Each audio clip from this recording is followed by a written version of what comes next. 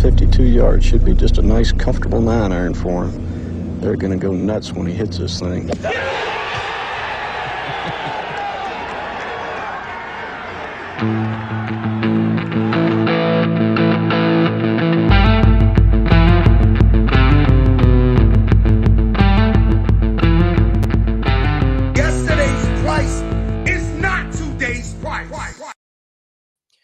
Yo, yo, yo.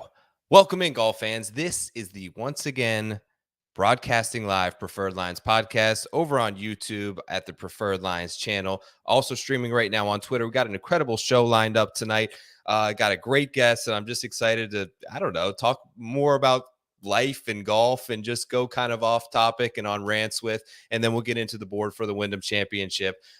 Thank you all for joining me. Thank you for subbing to the show. Appreciate all of your support as always. Before we get started, got to mention Fantasy Golf Pod sponsors up there. Make sure to go follow their new YouTube page. Those at the PGA Tour, DCM or whatever, DCMA, my boys, and from like a Bryson video of like 3 years ago, got their whole YouTube account shut down, bastards, and now they've had to start over a new channel. So if you're here for my channel, make sure you go over there and support them as well. They've long been supporters of the show. Merch, as always, up at preferredlines.com. Would appreciate your support there. Quick announcement before I bring on the guest.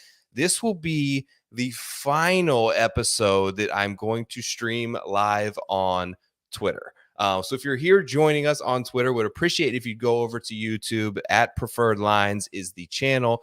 There's a link in my bio as well where you can check that out. Make sure to subscribe. We're going to start continuing to stream over there. I want to get as many people over to that platform as I possibly can. We'll still obviously continue to put all the content out for free on YouTube, but that is going to be the new home weekly where you are going to be able to find the show. Thanks for your support. Without further ado, let's bring on the one, the only at Kendo VT. Welcome to Preferred Lines, Kenny Gim. Hey, what's up, man? Appreciate you having me on. Looking forward to chat a little bit about golf, whatever else we want to talk about. Yeah, so let's start with whatever else. So the big news coming out of DC in the past week, and I always love, Kenny, when you kind of go on off topic on stuff. I think some of your best and funniest stuff is not golf related. And I got to ask you, man, aliens, your thoughts, your thoughts on aliens, dude. I mean, I'm shocked at how casual people took the news last week. I mean, like, they're like, yeah, aliens are real. We got the bodies. Yeah. And everyone's like, cool. It wasn't even like that big of a deal. You would expect that to be like the biggest story possible, right? Ever. I mean, it was an intelligence officer who was under oath. Yeah. I mean, like, he's under oath with penalty of perjury and jail time. And he says the United States has UFOs. The United States has alien bodies.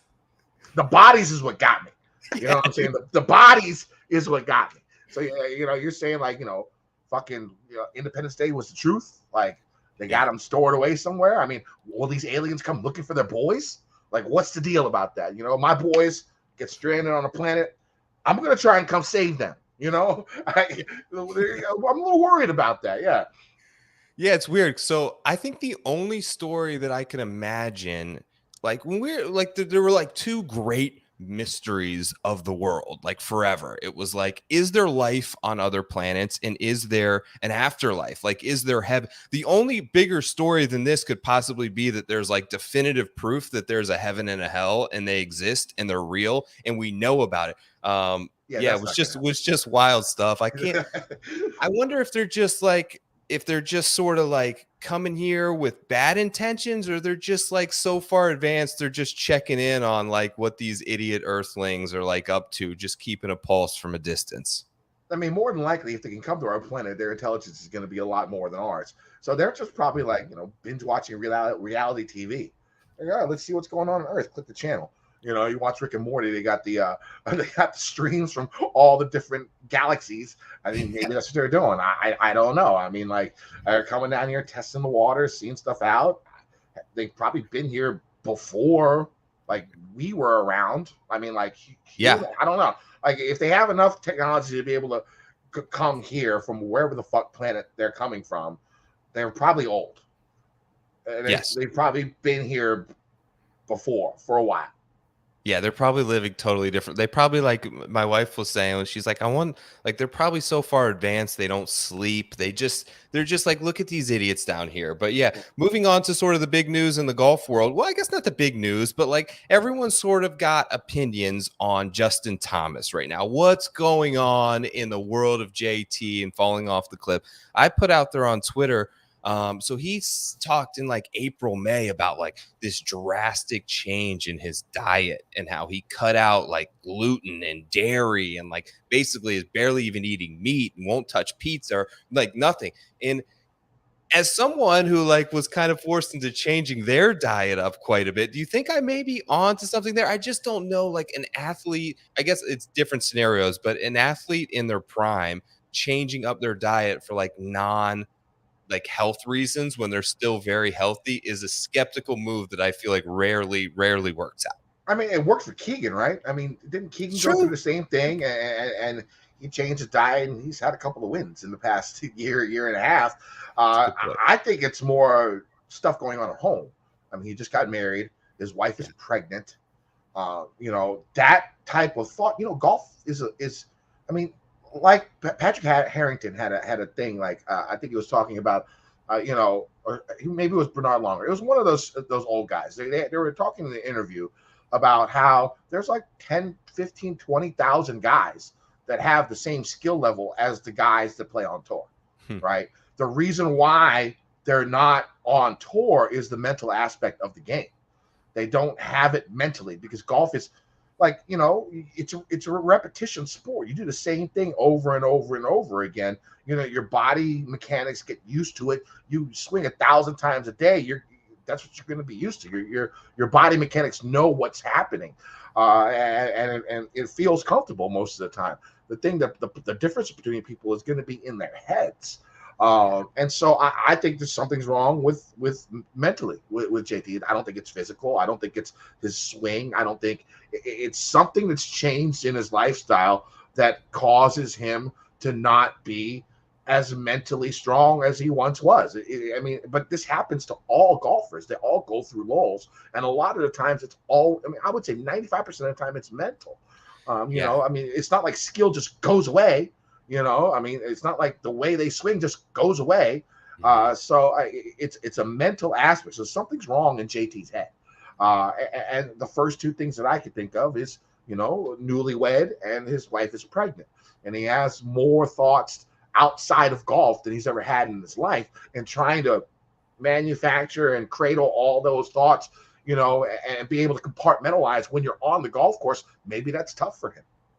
Yeah, you make a great point there about those other things and how that can all, like, the sum of everything is a heavy weight to sort of bear. And like, it kind of reminds me, the one thing I think of is like, there's so much energy, right? There's so much battery life in his body. And the more apps that this guy has open on his phone, the more everything is sort of clouding and dragging that sort of battery life down. Like at one point, the only app in JT's visual world was golf, right? And now he's got this changing of the diet, moving into a new house, marriage, a child on the way, becoming a bigger superstar, social media, sponsor obligation. All of a sudden, the accumulation of all these different things tend to wear on you. And it's different. Like the one thing I will say is like, the swing doesn't look different to me. And maybe someone who analyzes a golf swing better, like a Travis Fulton or someone like that, can tell me different. But with Ricky Fowler, there was a noticeable change in the swing. With Jordan Spieth,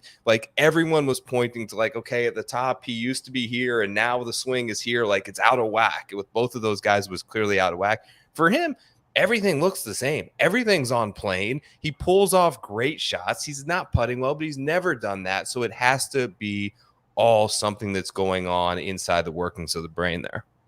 Yeah, I mean, some people react differently to situations like this. Like some golfers will fare better because they know that they have to look after a family and a child. I mean, look at Sergio Garcia. He didn't win his first major until he found the love of his life, and they got married a month afterwards. And then after they got married, he sucked. But he had that sort of stabilization in his life. And it seemed to help him for a little bit, and mentally, and it just depends on how it's different for every golfer. So, I mean, some guys can go in, get married, have kids, and they get better. It's just how you go about that process. And I just don't think he knows. I don't think he's there yet mentally. And that's the only thing I could think of. Because, he was the number one player in the world 3 years ago. Right. Mm-hmm. I mean, he won a major last year from 7 strokes back, one of the most epic comebacks in major history, and to be where he is now, it's all mental, I think, for him. And it's been a struggle until he gets over that whatever he's dealing with mentally. I mean, I don't know. We're just spitballing here. Yeah. But whatever he is dealing with mentally, until he gets over that, the game's not going to come back. I tell you what, I give him credit, and maybe we shouldn't be handing out credit to a professional golfer for playing golf, but I do give him credit for continuing to be in the midst of all this stuff going on outside the world of golf in his life, for continuing to get out there. He's back out there again this week. It's the final week to qualify for the FedEx Cup race. He's on the outside looking in. I think I saw a tweet today that he needs a solo 18th place finish or better.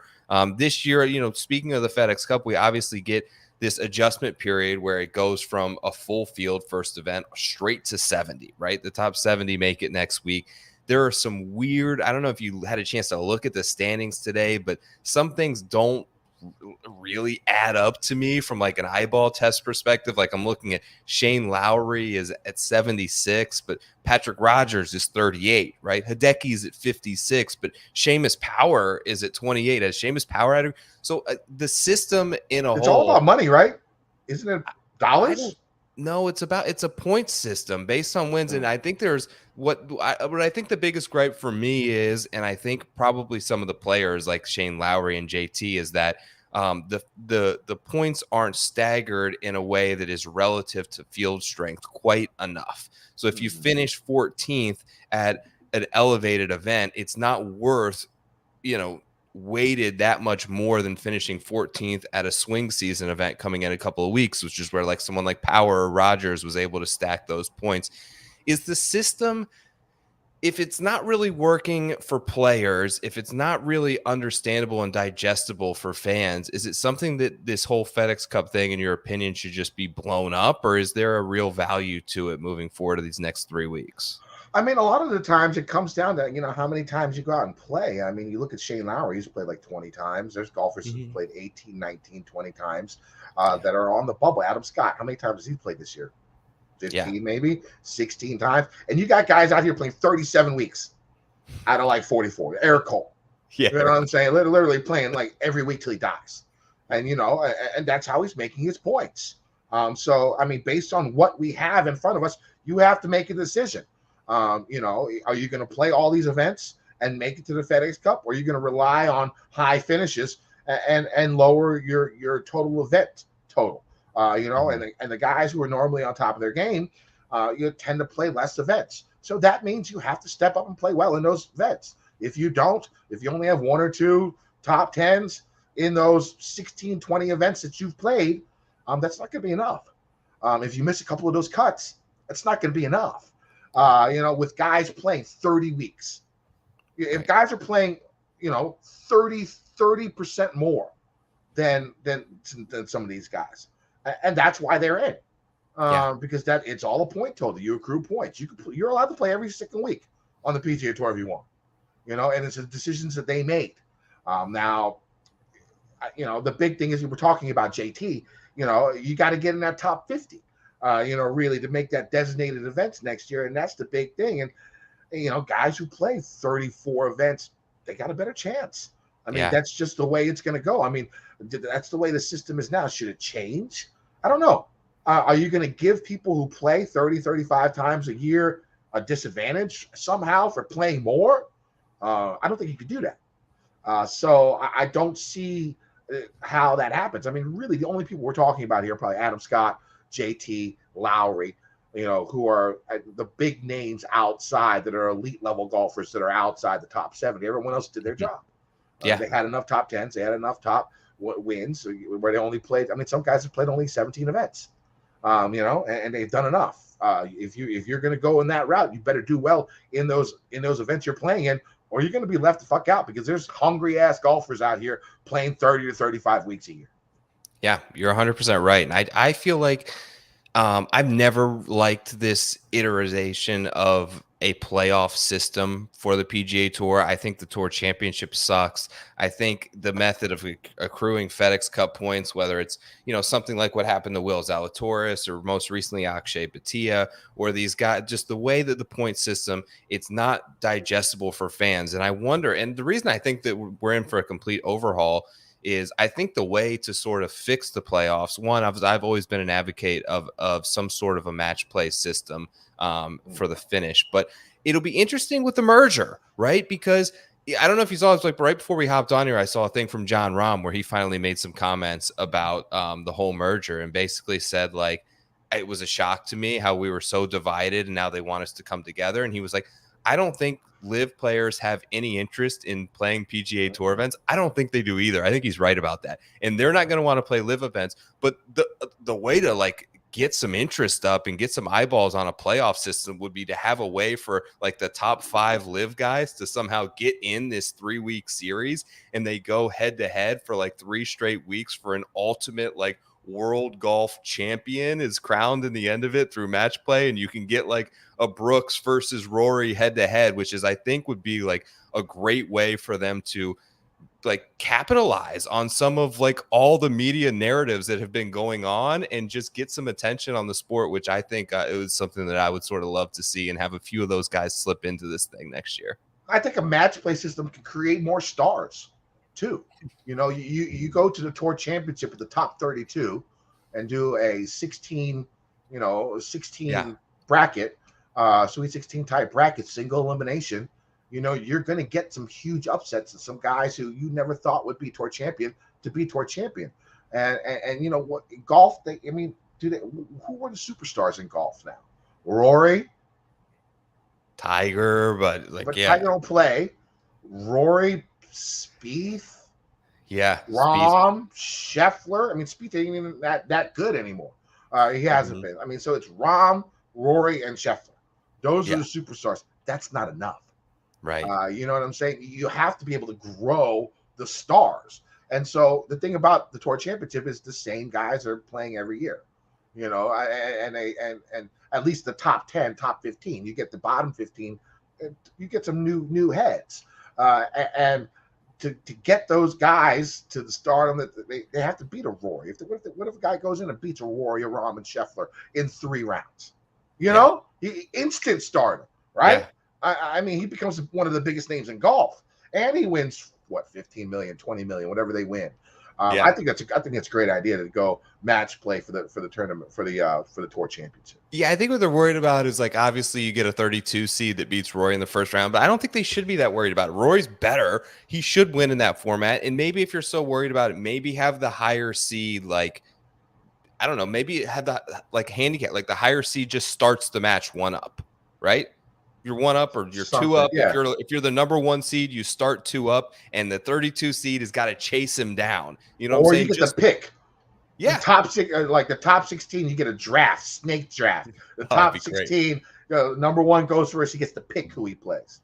Number 2 goes next. He gets to pick who he plays in the first round and go in that direction. I don't know.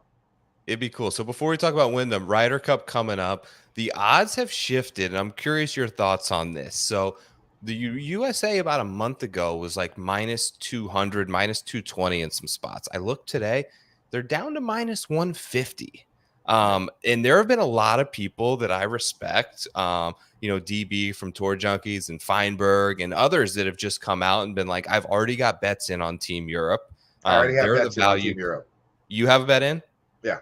At what point do you think, though, that Team USA becomes like a bet? Like if it gets down to minus 140, do you think that's a number that's considerable? Because I do still think that they have the better team. They have the top 6 is pretty close. The next 6 guys, I think the USA has an advantage in all 6 of them, depending on how the course plays out. But do they? Who's the next 6? Morikawa, who hasn't won in 2 years. If JT makes the team, what the fuck? I don't know if he is. I don't think he does. I don't think he makes the team either. Spieth, no wins this year. I mean, who else? Cameron Young, no wins. But it's going to be never like Cameron won. Young versus Adrian Maronk. You know what I mean? Like, I think he's going to be, if you look at whatever matchup he's going to be in there, he's going to be ahead, like minus 200 in that individual. I think they're going to be big favorites. But why? It's not like he's been playing well. Yeah. He's had a couple of good weeks here recently, but before that, he sucked for about 2 months. You know, so there's no number you'd take Team USA, or what's the number? No, I think Europe wins. Yeah, I think Europe wins. I'm not betting the United States. I'll root for the United States. I want the U.S. to win. Yeah. I am an American. I'm not going to go against that. But you know, when you're betting, you got to bet smart. And they haven't won in Europe since 1993. Really? They haven't won in Europe since 1993. So what is that? 30 years. 15 Ryder Cups, so like 7 or 8 Ryder Cups that they have not won. You know, and they lost in 89. So I mean, like,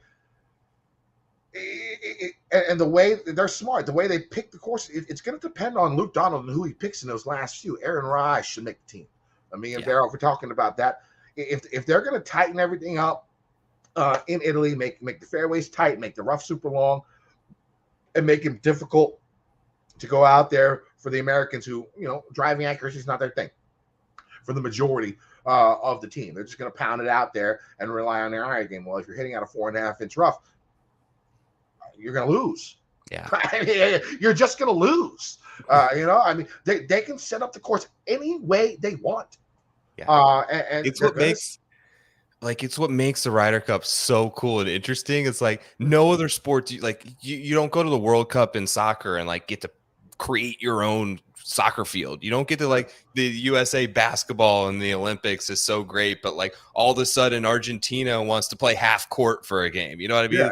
It's so unique to sort of golf where they get to basically create their own golf course there's really no rules. Like they could kind of do whatever they want. It's like they have the existing golf course, but in terms of fairway width and all, like, to my knowledge, there are no rules that like bars them if they wanted to have the rough 8 inches high if they wanted to.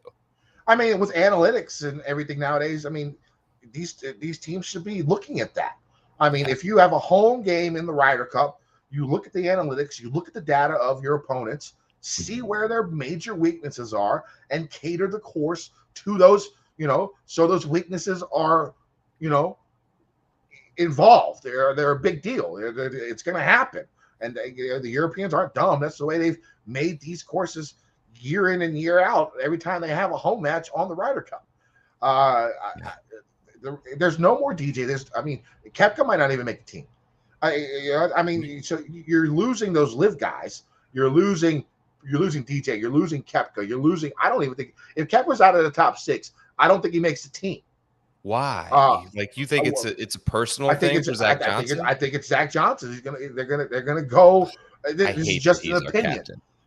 This is just an opinion. I don't know what Zach Johnson is thinking, but he seems like a team player, right? A pro PGA. I mean, it would not shock me if no live players played in this event. It would not shock me at all if Koepka did not play here. And so you're missing DJ, you're missing Koepka, you're missing Bryson. You know, those are 3 guys that could possibly help your team. And I think they're probably better than the bottom 3 that you're picking from on the United States team, you know, right? So you're losing a little bit there. And the guys, like I said, like Finau, if Finau makes a team, he's like ranked 19th in the FedEx Cup standings. You know, I mean, Willie Z is ranked higher than Finau right now. Like these guys on the bottom 6, I don't see, I mean, there is a little bit of difference, but when you take into the home field advantage and maybe Luke Donald picking the right people for this job, I mean, Straka's a grinder, you know, he's out there grinding, you know, he plays well in tournaments in tough conditions. That's sort of his shit, right? You throw him in there, throw in Rye, who hits every single fucking fairway there can possibly be. You know, it's going to be a tough battle. Yeah. It's going to be tough. It's going to be close. And I'm going to take the plus money. Okay, so let's talk about this week. I saw the previews out over at Gup's Corner, your course preview. What's like the number one thing you're looking for in terms of like a player to have in their skill set this week to succeed here, besides Besides, of course, being Koreans who always crush it here. Yeah, they do crush it here. I mean, it's this one's the Wyndham. You sort of know what you're looking for every single time. Yep. I mean, like course history is super sticky here. So you want guys who've played well here in the past. You want guys who are accurate off the tee. You want guys who are good from 100 to 175 yards. You want guys who can putt on Bermuda. There you go. Yep. I saw too that you tweeted out earlier today, which I thought was great, the greens and regulation percentages from both the fairway and the rough, which I think is a huge thing. So it's like 80% from the fairway and like under 50% from the rough. So you've got to keep it in the short grass, and we've seen that sort of year over year. Let's look at some guys sort of on the odds.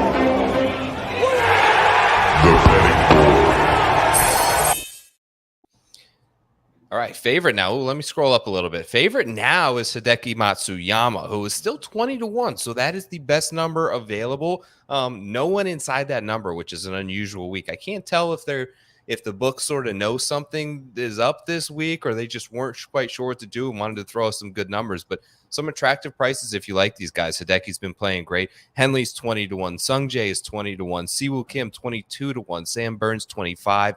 Denny McCarthy is 30, Poston 33, Shane Lowry is 33-1. Who, if I asked you to pick one guy from sort of this top range, do you have the most confidence in, Kenny? I mean, if we're going, I'm with you. If we're going like 35-1 and below, I like Denny and JT. Poston, JT Poston this week. Those are my two bets. I've already bet them at 35-1. Those are the ones that I will be betting on. If I had to go somewhat up higher, I'd probably pick Hideki. He looks the best out of all these guys. Like if you're playing DraftKings in the 10K and up range, like the top 5 guys on the board. I mean, he had basically almost a first round lead last week. If I was going to go in that direction, I'd probably lean Hideki. I've already seen some sharp guys like across the pond. I think like Bamford, I think maybe Coley. I don't know, maybe not Coley, but like Bamford. I know a few of them have Hideki already on their betting card. I had him last week. I thought he would do his thing. He sort of fizzled out on the weekend. But, his game looks like it's there. He's top 15, top 20, top 10 on occasion for a bunch in the last like 2.5 months. It would be tough between him and Henley. If I'm going up top, because when it comes to DFS, I like Russell Henley probably the best out of these guys. Just when you take into a price and all that stuff. But my two bets that I've already made: JT Poston and Denny McCarthy. Yep, I took Denny early. I was kind of always going to be there. I didn't really have to look any stats. Ryan, who you had on Fantasy Golf Degenerates on that show this week, we were talking last week about like what Denny's odds were going to be, and we were thinking like 22-1. So the 33-35s came out this morning. We hit it. JT Poston is an interesting one. Obviously, 3 top 6 finishes in his last 4 starts. He's been on fire. One here in 2019 as well. The interesting one for me that I think is somewhat overlooked, and the recent form has not been good. But when you look here at the increased demand on driving accuracy, right? And we talked about the percentage in terms of hitting greens and also how course history can kind of be sticky. 2 guys you think of driving accuracy guys. Russell Henley hits 71% of fairways. Aaron Rye hits 73.5% of fairways. In the last 36 rounds, Siwoo Kim hits over 73% of fairways. Like he has become an incredibly accurate driver. I think that he's the longer than the other 2 off the tee. He's just really been bleeding strokes putting, but this is a place where he's always putted it really well. He's got a 2nd, a 3rd, and a 5th in his last 4 starts here. If you can kind of overlook the missed cut at the Open Championship, and it looks like he missed a cut at the Travelers as well. If you bump back a little, 4th place at the Memorial, he was in some good form before that. So he's one that I would love to see like a 26, 28-1. I don't think we're going to get there, but I think that he's an intriguing play from sort of a DraftKings perspective, being that, you look here, he's the 4th guy on the odds board, right? Well, he's like the 1, 2, 3, 4, the 9th or 10th guy down on your DraftKings board. He's at $9,000 even.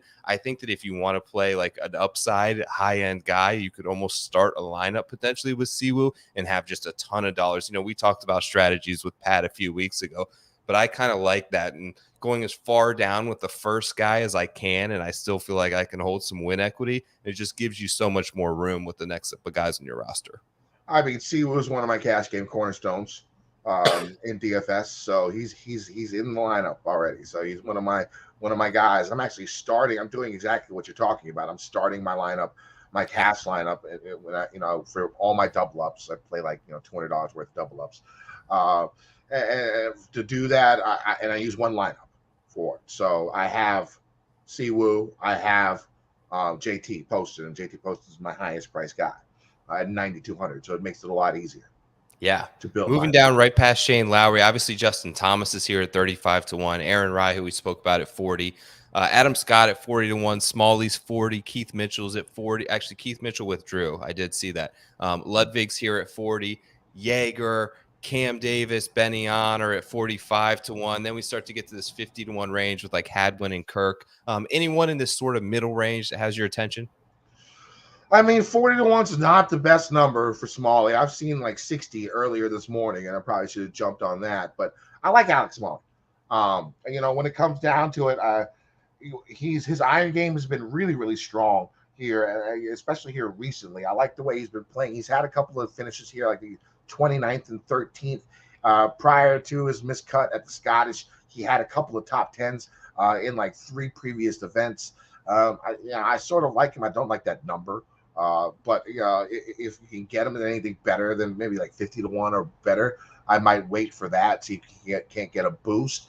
When it comes down to there, I'd say I know Baroff's big on Adam Scott. I couldn't make the bet, but he might have talked me into him for DFS. And Cam Davis is sort of intriguing at 45 with the good course history and good play and good form. Yeah, absolutely. So I'm between Adam Scott, who you mentioned, and Cameron Davis. I initially thought that Scott was kind of an easy play here at 40-1, but then I started looking into Cameron Davis, and you would think that a shorter golf course wouldn't necessarily align great with his skill set, but it actually does in terms of strokes gained off the tee. I was looking at courses, short golf courses. He's number 1 in the entire field. He's also top 5 in birdies or better on short golf courses. So he's found the ability to really kind of hone in. And I don't necessarily, I should look more into it if it's due to sort of him clubbing down and taking driver less. But without a doubt, he's found success. Now, he does not hit a lot of fairways, which shocks me. He's 113th there, which worries me. But he's got good course history here, a 15th a few years ago.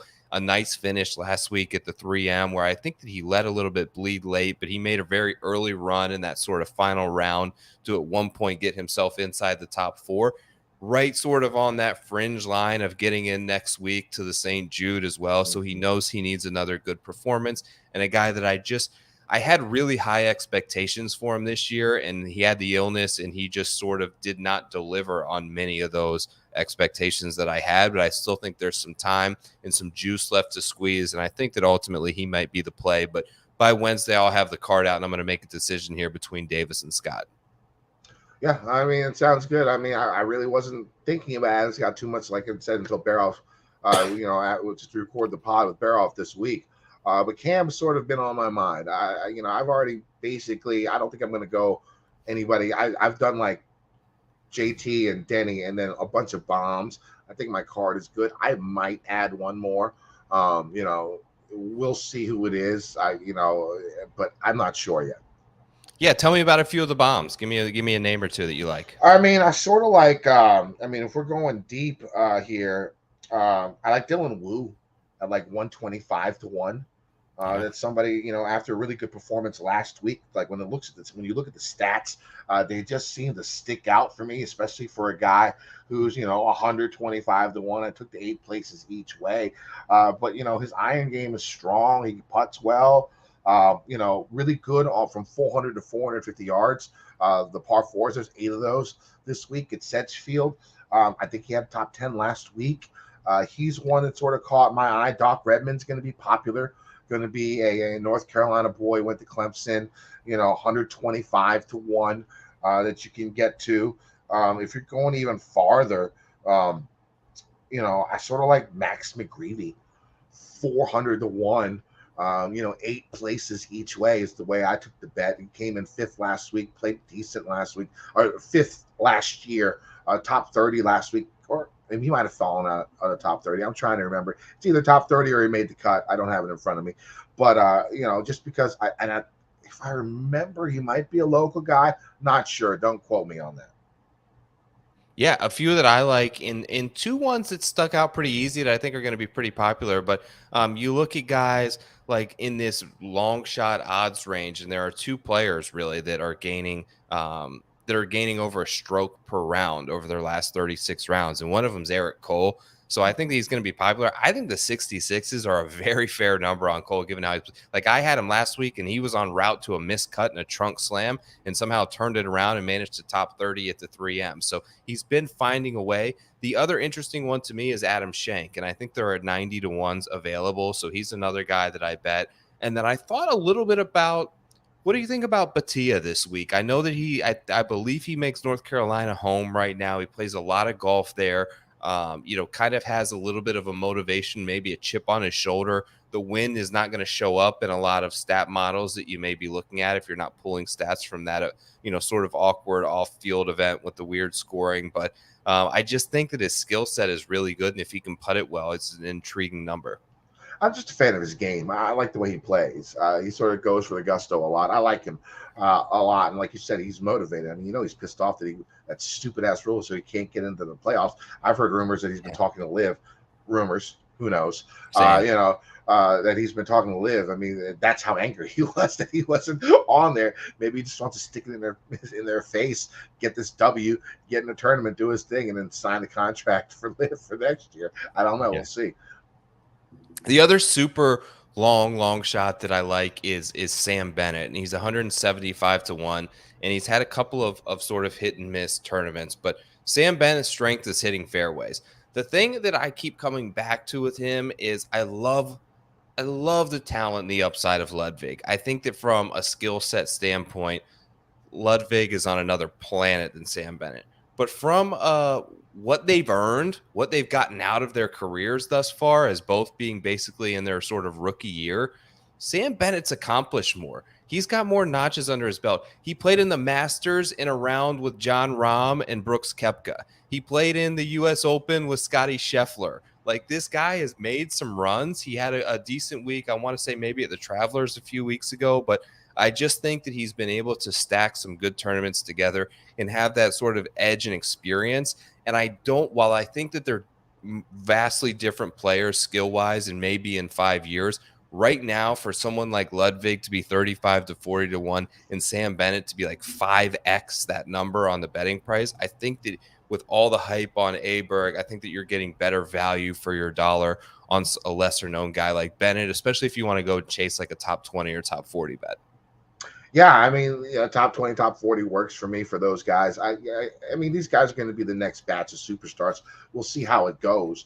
Ludwig is the flavor of the month, and that's why his number is what he is. But the guy's talented. I mean, there's no doubt about that. I mean, with the driver, he's going to be one of the best drivers on tour. I mean, you see him hit it long. He hits it pretty fucking straight too. He's going to do some damage. So is Sam Bennett. Both these guys are going to be strong. Not trying to catch him at the right time, something like this. It just makes sense to go with Bennett because I'm not betting Ludwig at 40 to 1, even in this event.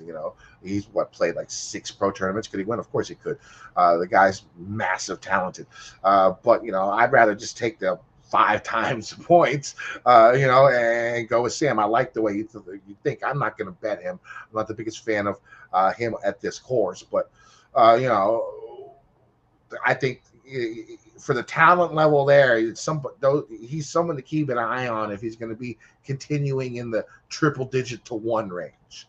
Yeah, absolutely. So you got obviously the article, the course preview article is out now on Gup's Corner. The podcast, I'm sure, will be available shortly with Barrett, the Fantasy Golf Degenerates podcast. Any other content for you this week? You got any big off-season plans? What else is going on in the world of Kenny Kim? So end of August for my birthday, I'm going to go to the U.S. Open for the first 3 days of the tournament. So Monday, Tuesday, Wednesday, the first week of the U.S. Open. Then I come back and I go to Pinehurst for 5 days. The U.S. Open on what? Tennis. Oh, cool. Okay. Hey, I used to be like, a tennis player. Like I taught tennis. I used to be a tennis pro at a country club for years. I didn't know that. Yeah, I was a tennis pro at a country club here in Northern Virginia for about 3 years. Taught a lot of tennis. Played in men's leagues. probably until my mid-30s, and then I enjoyed drinking and sitting on the couch and watching golf more and being active, which you can sort of tell with what's going on. And so I sort of stopped around then. But I used to give lessons to people still in my 30s, into my mid-30s, and so tennis was always my best sport. So and then you go on to Pinehurst to play? Yeah, and I'm going to Pinehurst for our fantasy. I just joined this auction league, fantasy football auction league that's been around for like 15 years, and there's like a waiting list to get in, and I finally got in. Right, with some of my boys, and this year, every year they do an auction at some wild place, and this year it's going to be at Pinehurst. That's awesome, dude. Well, best of luck with everything. I genuinely appreciate you making some time to come on the show. Always good to talk to you. It's been a couple of Mayo shows, so I'm happy to finally have you over here to the Preferred Lines action. And thanks for joining me, man. Best of luck. Yeah, definitely, man. Thanks for having me on. Joe, you're one of the best out there, man. I have to admit, I love your content. It's always great stuff, and you're just such a nice guy. It works out. I'm a big fan. Appreciate it, man. I hope you have a great week. Talk soon. All right, guys. Thanks for hanging with me for the show. Make sure, also a reminder, once again, last week streaming live on Twitter, moving strictly over to YouTube earlier today. I appreciate you guys checking it out. Make sure to subscribe to that YouTube channel. Give a comment on the video. Maybe a like. All those things really help genuinely support the show. Thank you. This season has been a grind. I'm sure people like Kenny would attest that there is an influx, I would say, of a lot of really, really good people producing golf content. And I think that has really brought a ton of opportunities for many, but it's also made it somewhat hard because there aren't that many people out there like willing to like step up and sponsor a show, right? Willing to step up and pay you for doing all the hard work that you put in. And I've kind of been along the lines of what we talked about, JT. I'm wondering, like, I'm at this point where I have so many apps open and so many action, and I'm putting so much input into this, and what's the output? And I was really struggling on the direction and what to do with the show for potentially next season. I appreciate all your support. I had a great call right before I went on the show, and I got to shout out Pat Mayo for taking the time. And I asked him basically just for some advice on it. And like, he didn't just write me back a quick DM. Like, he was willing to hop on a Zoom call with me for like 30 minutes. And I'm not going to get into all the things that we talked about, but was just super inspirational to me to sort of keep going and to be proud of sort of what I built. And no, there's no presenting sponsor here and ad rolls that are going on and making, turning this into sort of a profitable entity that I had kind of hoped. But I think that there is a lot of, there's progress, right? And I think that progress is something that we can all look toward. And sometimes we get very short-sighted about it when it's about ourselves.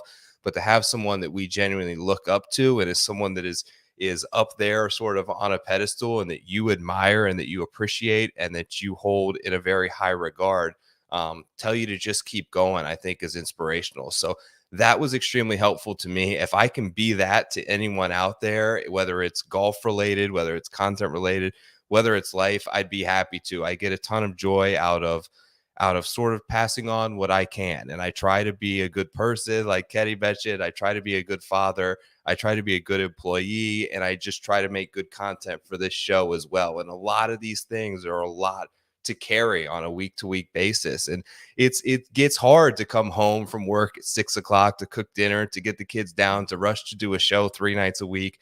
It gets to be a lot. So it was very appreciative of someone like Pat and all the people who have sent me comments over the last 6 months. I just wanted to take a few moments to express my gratitude for people that have supported the show and supported my content, not only recently, but through the years. I can't thank you enough. Like, it truly, genuinely means the world to me. My family, the people that support me are everything. So thank you very much for being along the ride for this season. I hope that you're able to join us, even though we're moving off the Twitter sort of streaming onto the YouTube channel next week. Subscribe over there. It would be a huge help for me. Thank you all for your time tonight. This has been Preferred Lines. I wish you all the best of luck this week. Go hit a winner at the Wyndham, and I'll catch you next week for the St. Jude. Thanks, guys.